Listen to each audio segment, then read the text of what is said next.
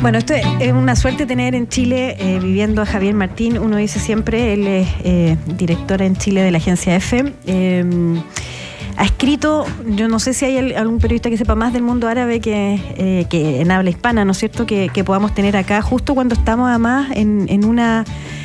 a días de que sea la ENADE, que venga la ministra de Seguridad argentina a Chile, Patricia Bullrich, que ha dicho que Hezbollah está en América Latina. Entonces uno empieza a decir, bueno, a ver, intentamos esto, como que todo el mundo sale corriendo cuando dicen Hezbollah y uno sale corriendo, pero en el fondo pongamos en perspectiva, en contexto. Así que Javier, como siempre, gracias por venir a País ADN y poder ponernos un poco en contexto de qué estamos hablando, ¿no es cierto? Así que bienvenido. Gracias por la invitación. Sí, pues la semana pasada éramos todos expertos en Hezbollah, hablando a dónde están, en qué casa hay Kiki y esas cosas. Queremos poner un poco de orden en esta conversación, Javier, así que cuéntanos, de partida, ¿qué es Hezbollah?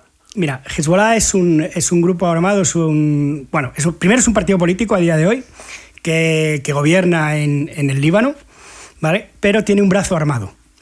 Hezbollah nace en el año 82, los primeros grupos o grupúsculos que van a formar Hezbollah nacen en el año 82 con una serie de atentados terroristas contra la Embajada de Estados Unidos en el Líbano. A partir de ahí, el movimiento chií, impulsado por Irán y financiado por Irán, el movimiento chií libanés se convierte en el principal grupo de resistencia a la ocupación israelí del sur del Líbano. Israel ocupa el sur del Líbano a finales de los 70 y se queda con el norte con el sur del Líbano para crear un cinturón de seguridad, según dicen ellos. Y Hezbollah, a partir de primero hay una serie de grupos chiíes que empiezan a combatir esa presencia israelí en el sur del Líbano y la presencia americana que apoya. Son grupos financiados por Irán que en el año 85 se conforman en un solo grupo, que es el grupo Hezbollah. El grupo Hezbollah es, durante todos sus primeros 10 años de vida, hasta el año 90-91, que viene el jeque actual, el jeque Hassan Nasrallah, un movimiento armado de corte terrorista. Pero de raíz religiosa, ¿no? Raíz religiosa chií. Eso es importante saber que es chií, ¿vale? Por tener la conexión con Irán. No se van a conectar con Arabia Saudí, que es suní. Ahí empieza el conflicto. Entonces, lo que ocurre es que en un momento dado, en torno al año 92, dan un giro y se convierte en un movimiento de resistencia cuando se dedican solamente a atacar objetivos militares. Hacerle la guerra a la ocupación israelí del sur del Líbano. Entonces, entre el año 92 y 2002 se convierte en un grupo armado poderosísimo, con la ayuda de Irán, que le hace una serie muy grande de atentados a las tropas israelíes en el sur del Líbano y consiguen lo que no había conseguido nadie, y es expulsar a Israel del sur del Líbano. Es la primera gran victoria y la primera gran derrota del ejército israelí en su historia, es en el año 2000 con su retirada del sur del Líbano. Y a partir de esa retirada del sur del Líbano, y gracias al prestigio que le da la retirada del sur del Líbano, un movimiento chií se convierte en un partido político con posibilidades de gobierno en el Líbano. ¿Y por qué digo, y pongo el acento en chií? Porque el Líbano es un país donde hay cristianos, musulmanes suníes y musulmanes chiíes, y está muy dividido. Cada uno tiene su parcela de poder. El presidente siempre tiene que ser cristiano, el presidente del parlamento tiene siempre que ser chií y el presidente del gobierno tiene que ser siempre suní. Entonces, de repente, irrumpe Hezbollah como partido político y en 2008 consigue ganar las elecciones y hacerse con el gobierno, en coalición con los suníes. Y a partir de ahí empieza a gestionar el país más mal que bien, pero mantiene el brazo armado porque siempre está la amenaza de que Israel vuelva a invadir el sur del Líbano. En 2006 Israel vuelve a atacar durante 3 días el sur del Líbano y vuelve a sufrir una derrota a manos de Hezbollah. Por lo tanto, Hezbollah a día de hoy, digamos que es la mayor amenaza para el ejército israelí porque le ha infligido 2 derrotas. Tú escribiste un libro que se llama Hezbollah, el brazo armado de Dios. Es el primer libro escrito en lengua castellana, tengo entendido, Javier. ¿Dónde lo podemos encontrar este libro? ¿Está acá, no? Sí, se vende, normalmente por las plataformas de Amazon y ese tipo de cosas, y te lo envían, y si no, hay creo que un par de sitios en el centro que no recuerdo bien que se pueden encontrar. Sí, porque ahí de alguna manera está como la explicación de esta génesis que nos estás contando en los años 80, en la década del 70, que es como parte de todo esto. Ahora, vuelve a la noticia para nosotros, Hezbollah, más allá del conflicto que está pasando muy latente hoy día en Medio Oriente, pero vuelve por esta posibilidad de que Hezbollah esté operando en América Latina. Uno dice, ¿es verdad, no es verdad? ¿Qué significaría si es así? ¿Es probable que tengan brazos en todo el mundo? ¿Cómo funciona a nivel fuera del Medio Oriente? Bueno, América Latina evidentemente tiene un interés, lo ha tenido siempre. Yo empecé a escribir el libro de Hezbollah en el año 2001-2002, cuando se produjo la retirada del sur del Líbano. Pude convivir con Hezbollah, pude entrevistar a grandes dirigentes de Hezbollah, y mi conexión era un paraguayo, un libanés paraguayo, ¿vale? Que era quien me introdujo en el país, porque ellos tenían pues, su portavoz en español, su portavoz en inglés, el portavoz en español era paraguayo. Evidentemente Hezbollah siempre ha tenido, o más que Hezbollah, Irán ha tenido un interés para extender sus tentáculos por todo el mundo, y entre ellos en América Latina, pero con un foco muy claro que es Argentina, ¿vale? Porque Argentina tiene una comunidad judía muy importante, y siempre ha habido ahí, esa conexión con América Latina. Ha sido el combate de Irán frente a Argentina, y entendemos que todo tiene que ver también con la idea de que Hezbollah participó en el atentado de la AMIA en Argentina. Y, por lo tanto, sí que hay una presencia a nivel ¿de qué nivel? Al nivel que tienen prácticamente todos los países. O sea, es decir, al final, Hezbollah, aunque sea un grupo armado, tiene sus servicios de inteligencia. Y evidentemente agentes de la inteligencia iraní y libanesa hay en América Latina, pero la hay en Estados Unidos, la hay en España, la hay en Alemania, la hay en Francia. Es decir, personas que recogen información. Lo que no hay es una estructura. Es decir, no vamos a encontrar un comando de Hezbollah actuando. Si fueran a actuar o si fueran a hacer algún tipo de operación, se crearía un comando, pero no tenemos una presencia organizativa, estructural. Simplemente tenemos algunos agentes que recogen información, igual que se recoge información en los países. El conflicto actual, Javier, lo estamos viendo debido a la acción de Hamas en la zona de conflicto. ¿Qué relación hay entre Hezbollah y Hamas, y qué participación ha tenido Hezbollah en este conflicto armado específico? Mira, la relación es geoestratégica y no es estructural. ¿Por qué? Porque insiste ahí en la cuestión. Hezbollah es un movimiento chií conectado con Irán, que es el principal país chií del mundo, aunque no es el que tiene la población chií más grande del mundo, pero sí es el principal país del chií del mundo. Los chiíes, para que sepamos de qué estamos hablando, en el mundo islámico hay dos corrientes, que es el Islam suní y el Islam chií. El Islam suní es el 80% de los musulmanes del mundo, y el Islam chií es alrededor del 20% de los musulmanes en el mundo. Entonces, normalmente los movimientos chiíes y suníes están en conflicto. Es un conflicto que viene de la época de Mahoma. Los suníes reconocen a los 4 califas que vinieron después de Mahoma como sus herederos, y los chiíes no reconocen a esos 4 califas como los herederos de Mahoma, sino que reconocen como único heredero suyo al sobrino de Mahoma, que se llama Ali. Y a partir de ahí ha habido guerras y guerras y guerras y guerras en la historia entre suníes y chiíes. El principal país chií es Irán, y el principal país suní es Arabia Saudí, por influencia geopolítica, porque el principal país suní es Indonesia. Pero digamos que por política. Entonces, ¿qué es lo que ocurre? Que hay conflicto entre chiíes y suníes, no se unen para luchar. No hay alianzas entre los chiíes y los suníes. No hay alianzas más que realmente estratégicas o geoestratégicas que podría haber con Arabia Saudí e Irán. No son enemigos. Por lo tanto, Hamas y Hezbollah pertenecen a ramas diferentes del Islam, están tutelados por Islam diferente, es decir, chiíes en el caso de Hezbollah, islamismo radical del corte de Estado Islámico en el caso de Hamas, financiado por Arabia Saudí. Por lo tanto, no hay una conexión entre ellos. ¿Qué es lo que hay? ¿Qué es lo que le une? Que tienen un enemigo común. Y el enemigo común es Israel. Pero a partir de ahí no hay nada más. Yo ayer leía la entrevista que dio Patricia Bullrich en el Mercurio. Claramente, después te quiero preguntar tu opinión si es la forma en que se deben enfrentar este tipo de informaciones por la prensa. Digamos, uno esperaría que ministras del Interior o ministros de Seguridad hablen entre ellos y no por la prensa sobre este tipo de temas, que es lo que va a pasar ahora cuando ella dice que tiene información de que Hezbollah está funcionando en Chile. Pero lo que sí me llamó la atención es que donde hay una preocupación es en Iquique, porque habría un comercio, dice ella, un comercio fuerte con Irán en la Sofri, de productos que entran. Y uno empieza a buscar, por supuesto, información para entender un poco cómo es nuestra relación comercial con Irán.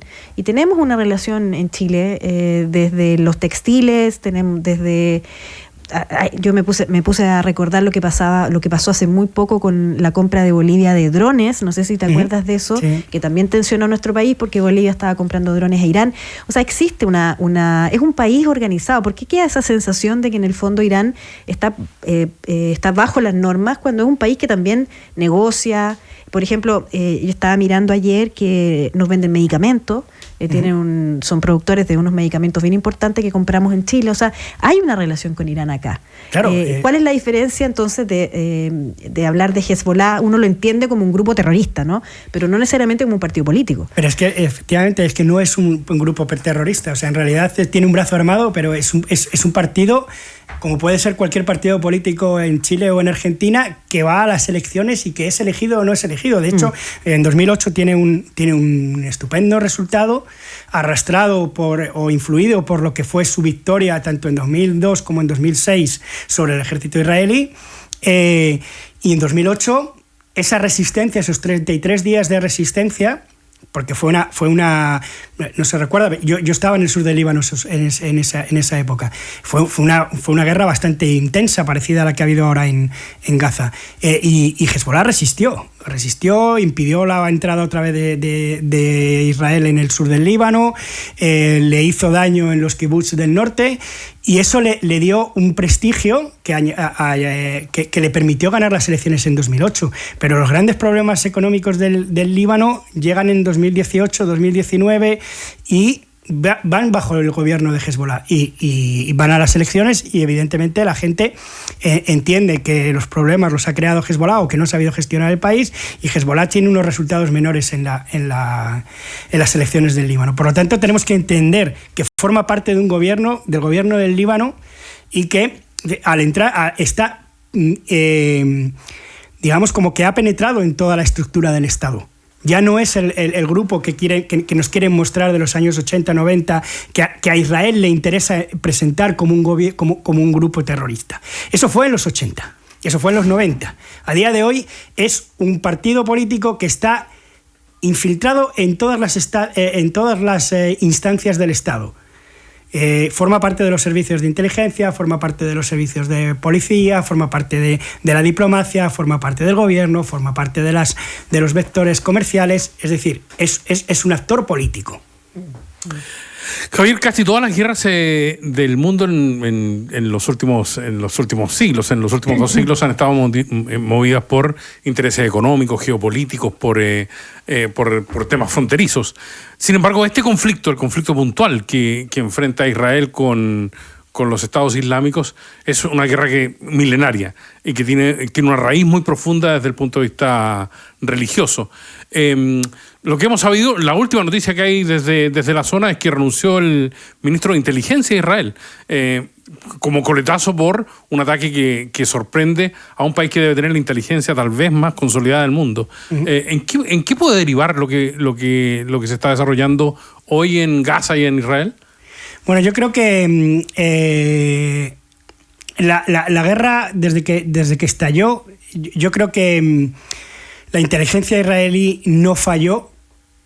Sabía que podía ocurrir un atentado de este estilo, un ataque de este estilo, porque son permanentes. el ruido de las bombas y de los disparos es permanente en la frontera entre Gaza y Israel. Por lo tanto, no es una novedad, no es que la frontera estuviera tranquila y de repente unos tipos asaltaron, no. Eso ocurre y entonces Israel mira eso. Yo creo que el problema es que se les fue de las manos. A Israel en ese momento, más que a Israel, vamos a poner las cosas claras, al gobierno de Netanyahu en ese momento le interesaba un conflicto.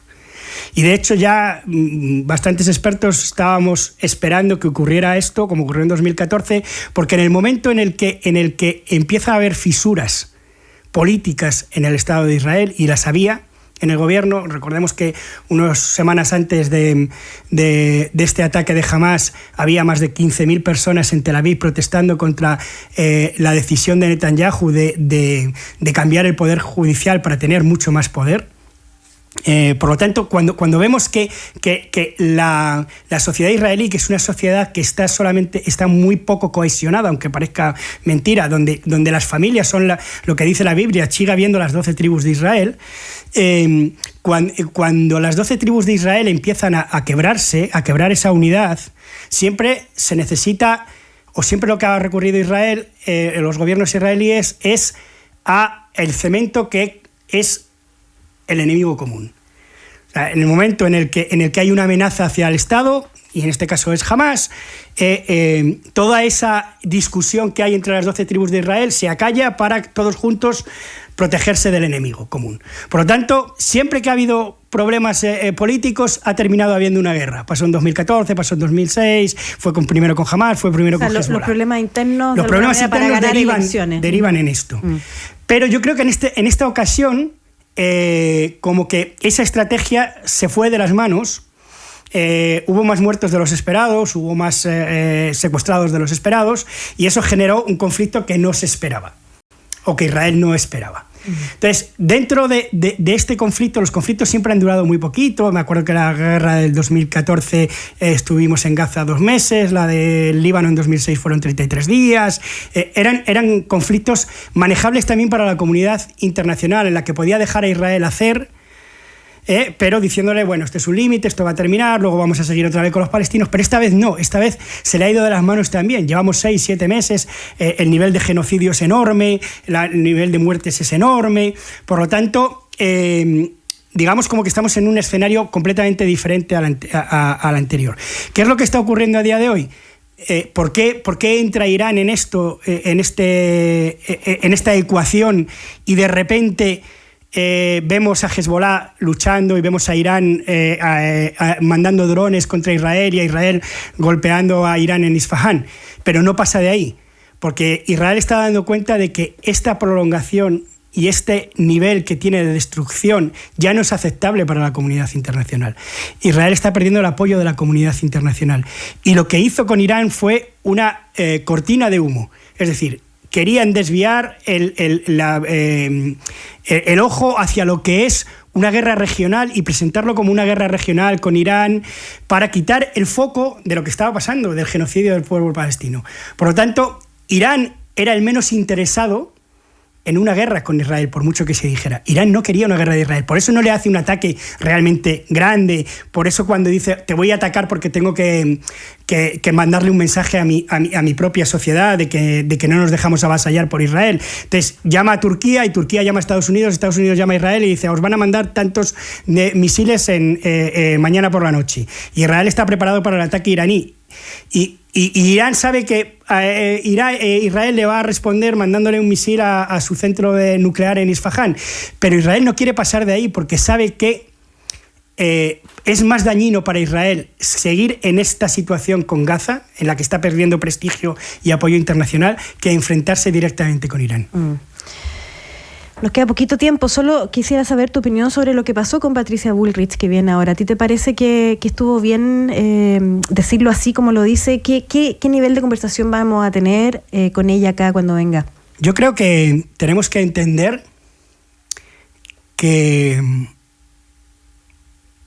los ministros, las personas del gobierno, tienen una responsabilidad mayor que el resto de la población. Y difundir bulos por interés político es peligroso. bulos son mentiras, hay que decirlo. Es una palabra muy española. Es muy española.